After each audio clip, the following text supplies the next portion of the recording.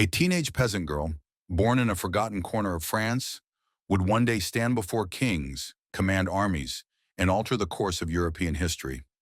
At first glance, Joan of Arc's life reads like a fable, but her story is no myth.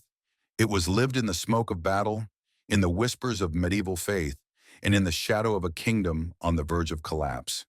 France in the early 15th century was a land of despair. For nearly 80 years, war had raged between France and England in what we now call the Hundred Years' War.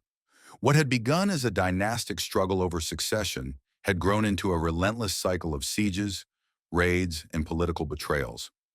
The once mighty French crown was fractured. Rival factions tore the country apart from within, while English armies pressed from without. The countryside burned, villages were looted, and thousands of ordinary people suffered endlessly. Joan of Arc entered the world in 1412 in the small village of Domrémy, a rural settlement far from the glittering courts of Paris. Her father, Jacques d'Arc, was a hard-working peasant farmer, stern and practical. Her mother, Isabelle Romay, was known for her piety and gentle instruction. Life in Domrémy was harsh but structured. The villagers tilled the soil, tended livestock, and measured their days by the toll of church bells. Yet even this small village could not escape the turmoil of war. Domrémy lay near the borderlands between territories controlled by the Dauphin Charles, the French claimant to the throne, and the Burgundians, who allied themselves with England. The people of Domrémy sometimes fled to fortified towns to escape raids. On more than one occasion, Joan's family saw their neighbors' homes burned, their crops destroyed, and their livestock stolen. For a child, these experiences left deep marks. Joan grew up in a world where uncertainty and violence were normal. At the same time, faith saturated every part of life. Churches, saints, relics, and festivals were woven into the rhythm of the seasons. Joan learned her prayers at her mother's knee. She spent hours in the parish church where colorful stained glass and flickering candles told stories of holy martyrs and warrior saints. It was a culture where the divine was not distant, but present in daily struggle. At the age of 13, Joan began to claim she heard voices. She later explained that these voices belonged to Saint Michael the Archangel, Saint Catherine of Alexandria, and Saint Margaret. According to Joan, these holy figures delivered a divine command. She must protect France, drive out the English, and see that Charles, the uncrowned heir, was crowned king at Reims Cathedral. To many, such a vision would have seemed unthinkable. Joan was an illiterate girl with no training in politics or war. She had no wealth, no noble lineage, and no influence. Yet she accepted the mission with absolute certainty. She believed her voices were real, that her task was sacred, and that her obedience was not optional. At first, she confided in her family and neighbors. Some were skeptical, even alarmed. What could a young girl possibly do in a war that had crushed seasoned generals and splintered kingdoms? But Joan did not waver. The voices were insistent. She must go to Charles, she must lead his armies, and she must restore France. The late medieval world was steeped in belief in visions and miracles, but Joan's conviction was unique. Many women in the Middle Ages claimed to experience divine revelations, but few dared to step beyond the cloister or the home. Joan was different. She saw herself not as a mystic meant only to pray, but as an instrument meant to act. Her certainty radiated from her words, her gaze, and her determination. The France into which Joan was born needed such conviction. The Dauphin Charles was mocked as a king without a crown, his legitimacy questioned, his territory shrinking. Paris had fallen into enemy hands. Many in France doubted the war could be won. The idea that a teenage girl could rise from obscurity and turn the tide of battle seemed absurd. Yet history was about to pivot on that very impossibility. By 1428, Joan could no longer contain her mission. She set out to convince local lords and churchmen of her calling. At first, she was dismissed as delusional, but her persistence was remarkable. She returned again and again, speaking with a clarity and confidence that unsettled her superiors. And soon she would find a way to reach the Dauphin himself. The story of Joan of Arc's beginnings is one of contrasts: humble origins against divine ambition, childlike faith against brutal reality, a powerless girl against the might of kingdoms. Yet in those early years, the foundations of her legend were laid. The fields of Domrémy produced not only grain and cattle, but also the resolve of a girl who believed heaven itself had spoken her destiny. By the late 1420s, the French kingdom was on the edge of defeat. The English controlled vast territories, including Normandy and much of northern France. They had installed their own king in Paris. The Burgundians, powerful allies of the English, controlled key cities and worked tirelessly against the French heir, the Dauphin Charles. What remained of Charles's domain was fragmented, poor, and uncertain. Many of his closest advisors doubted whether he could ever reclaim the throne. The symbolic heart of France was also out of reach. Reims Cathedral, where French kings had traditionally been crowned, lay deep in enemy territory. Without being crowned there, Charles was only a shadow king. His rivals mocked him, calling him the King of Bourges, after the small city where he held court in exile. It was at this desperate moment that Joan's conviction hardened into action.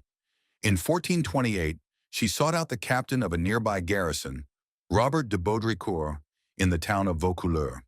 She demanded that he provide her with an escort to the Dauphin Charles. At first, Baudricourt laughed. How could an illiterate peasant girl claim she had divine orders to save France? He dismissed her with scorn, but Joan returned again and again. Her persistence impressed not only soldiers, but also the villagers who heard her speak. She radiated certainty. Over time, her reputation grew. Locals began to believe that perhaps God had chosen her. When the situation for Charles worsened, Baudricourt relented. In early 1429, he granted Joan an escort of a few men-at-arms to take her across dangerous enemy territory to the Dauphin. The journey itself was perilous. Joan disguised herself in men's clothing for protection, a decision that would later become a major point in her trial. For 11 days, she and her small band rode through forests, rivers, and war-torn lands, evading enemy patrols. At last, she reached Chinon, where Charles kept his court. When she arrived, Charles decided to test her. In a crowded hall, he disguised himself among his courtiers, hiding his true identity. Joan, who had never seen him before, walked straight past the nobles and bowed before him. "Gentle Dauphin," she said, "God sends me to you." Those who witnessed the scene were stunned. Charles was shaken. Still cautious, Charles ordered that Joan be examined by theologians in Poitiers. For weeks, church officials questioned her visions, her piety, and her intentions. They found no fault. On the contrary, they were impressed by her knowledge of Scripture, her humility, and her absolute certainty that she had been sent by God. Convinced, Charles allowed her to join his army. Joan did not come as a mere mascot. She demanded armor, a banner, and command. Clad in shining white armor, she carried a banner bearing the names of Jesus and Mary, rather than a weapon. She vowed that she would never kill, but she would inspire. Her presence electrified the troops. Soldiers who had been weary and demoralized now believed they were fighting with divine favor. Her first great test came in 1429 at the Siege of Orléans. The city had been under English blockade for months, and its fall would have crippled French resistance. Joan arrived with supplies and reinforcements. Against the advice of seasoned commanders, she urged immediate action. She spoke of faith, destiny, and victory. At first, the French generals hesitated. They were not accustomed to taking orders from a young girl, but Joan's words and her confidence stirred the men. She entered Orléans to great fanfare, greeted by desperate citizens who hailed her as a savior. Over the following days, she led daring assaults on English strongholds around the city. Accounts tell of Joan standing at the front lines, banner in hand, urging soldiers forward. She was struck by an arrow in the shoulder, but returned quickly to the fight. Her bravery was contagious. One by one, the English fortifications fell. Finally, on May 8, 1429, the siege was lifted. Orléans was free. The victory was astonishing. For the first time in years, France tasted hope. Soldiers saw in Joan a figure who carried divine authority. Ordinary people began to call her the Maid of Orléans. Even the skeptical nobles had to admit that she had achieved what they had failed to do. But Joan's mission was not complete. Her voices had told her that Charles must be crowned at Reims. And so she pressed for a bold campaign deep into enemy-held territory. Many advisors called it madness. To march to Reims meant risking ambush and disaster. But Joan insisted. God had commanded it. In the summer of 1429, the French army advanced northward with Joan at its head. Along the way, Towns and cities opened their gates. The presence of the Maid seemed to melt resistance. Citizens and soldiers alike were inspired. Finally, on July 17th, Charles entered Reims Cathedral and was crowned King of France, with Joan standing proudly by his side, banner raised high. For Joan, it was the fulfillment of her mission. For France, it was a moment of rebirth. The Dauphin was no longer a pretender. He was now King Charles VII, crowned in the ancient tradition, his legitimacy undeniable. The tide of the Hundred Years' War had shifted, and it had shifted because of the faith and determination of a 19-year-old peasant girl. The spring of 1429 marked the turning point in Joan of Arc's extraordinary mission. France, long humiliated by English dominance, had begun to stir with a new sense of hope. Joan, now at the head of a French army sanctioned by the Dauphin himself, was about to lead her forces toward the besieged city of Orléans. It was here, amid fire, chaos, and desperate struggle, that her legend would be forged. The siege of Orléans had dragged on for months. English forces held tight control of the river crossings and had fortified themselves with Bastille, strong defensive outposts surrounding the city. The French morale was dangerously low, and many feared Orléans would fall, opening the heart of France to further English conquest. Yet Joan, though only 17 years old, walked among the soldiers with a banner in her hand and unshakable conviction in her heart. Her presence electrified the men. Hardened warriors who had fought for years under noble lords found themselves inspired by a peasant girl. They whispered of divine favor, of angels guiding her steps. Her words carried a kind of fire. "I am not afraid. God will guide us." In a time when despair had become second nature, her faith was a weapon more powerful than any sword. The French launched their assault. Arrows rained down, cannons thundered, and smoke filled the air. Joan pressed forward into the fray, rallying her soldiers again and again. During one attack, she was struck by an arrow in the shoulder. The men wavered, fearful their holy leader had fallen, but Joan, bleeding and in pain, returned to the fight after only a brief retreat to have the wound dressed. Raising her banner, she cried out for them to keep fighting. The tide turned, and with renewed ferocity, the French broke through the English lines. The siege of Orléans was lifted in May 1429. The news spread like wildfire. Across France, peasants, nobles, and priests proclaimed the victory as a miracle. Joan's name was sung in churches. For the first time in decades, the French people began to believe that the war could be won. But Joan's mission was not yet complete. She urged Charles, the hesitant Dauphin, to march to Reims for his coronation. Tradition demanded that a French king be crowned at Reims Cathedral, an act that would strengthen his claim and rally the nation. Charles wavered, but Joan's determination proved unrelenting. She reminded him of her divine mission, pressing that God himself demanded this coronation. The march to Reims was nothing short of miraculous. City after city opened its gates to Joan and the Dauphin. Towns that had once leaned toward English allegiance now surrendering willingly to the Maid of Orléans.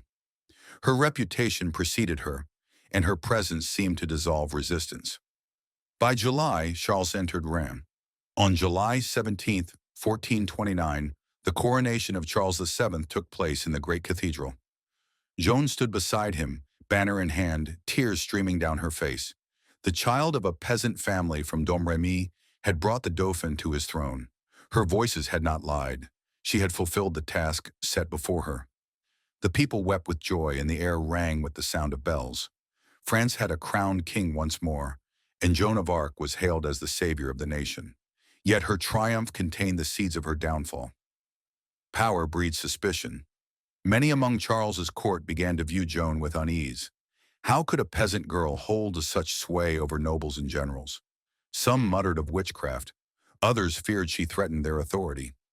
Still, Joan pressed on, urging Charles to take Paris from the English. In September 1429, she led an assault on the city. This time, the effort failed. Joan was wounded, and Charles, ever cautious, withdrew his support.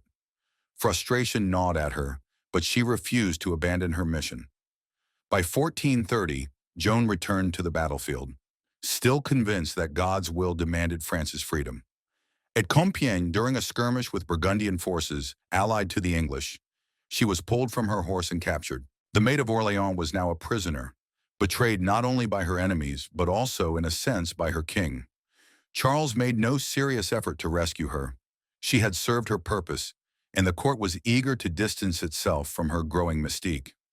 Joan was sold to the English. They were determined to destroy her, not simply by killing her, but by tarnishing her legacy.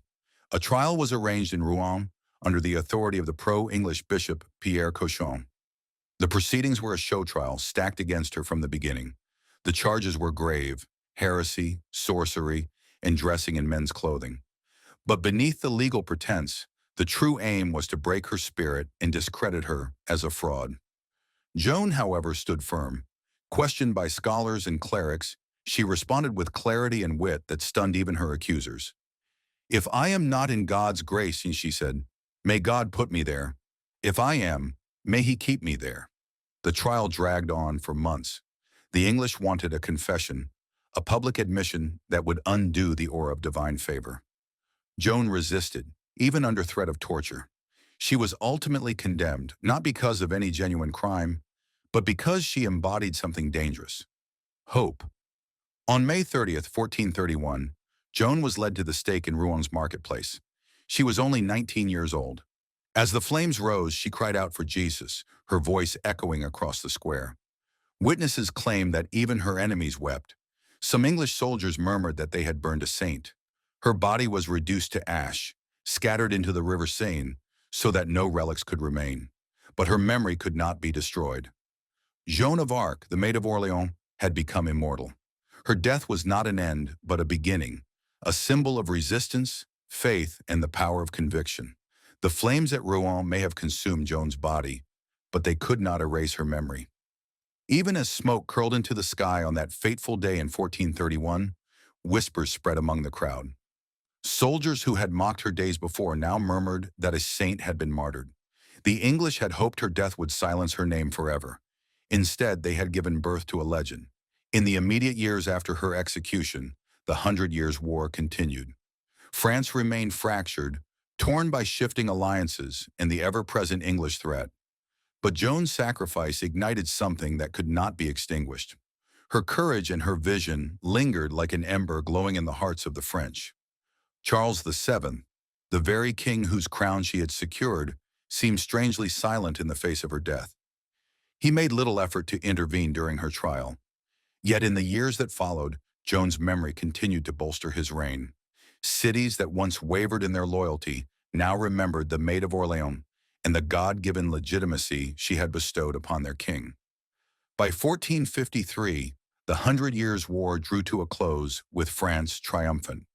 The English had been driven out of nearly all French territories. In the minds of many, Joan's spirit had marched alongside every soldier, a symbol of divine justice and national unity. She had not lived to see her country free, but without her, the tide of war might never have turned. Still, her story was not finished. In 1456, a retrial was held at the request of her family and sanctioned by the church. The proceedings examined the charges that had condemned her. Witnesses testified to her piety, her visions, and her courage. The court declared her innocent, branding her earlier trial a miscarriage of justice. Joan was officially cleared of all charges, restored not as a heretic, but as a faithful daughter of the church. For her family, it was vindication. For France, it was confirmation of what they had always believed, that she was chosen by God. Centuries passed and Joan's story continued to evolve. In the 16th century, during France's wars of religion, she became a contested symbol, claimed by both Catholics and Protestants. In the 19th century, amid rising nationalism, she was celebrated as the embodiment of patriotism and sacrifice. Artists, poets, and composers immortalized her in their works. Statues were raised, songs were written, and paintings captured her standing fearless in armor, eyes lifted to the heavens. Her canonization came much later. The Catholic Church, after centuries of popular devotion, began the process in the late 19th century. In 1909, she was beatified, and in 1920, she was declared a saint. The peasant girl who once herded sheep in Domrémy was now Saint Joan of Arc, patron of France, celebrated in churches across the world. Her image also transcended religion. She became a universal icon of resilience, faith, and defiance against oppression. Feminist movements hailed her as a model of female strength, a woman who dared to challenge the boundaries of her age.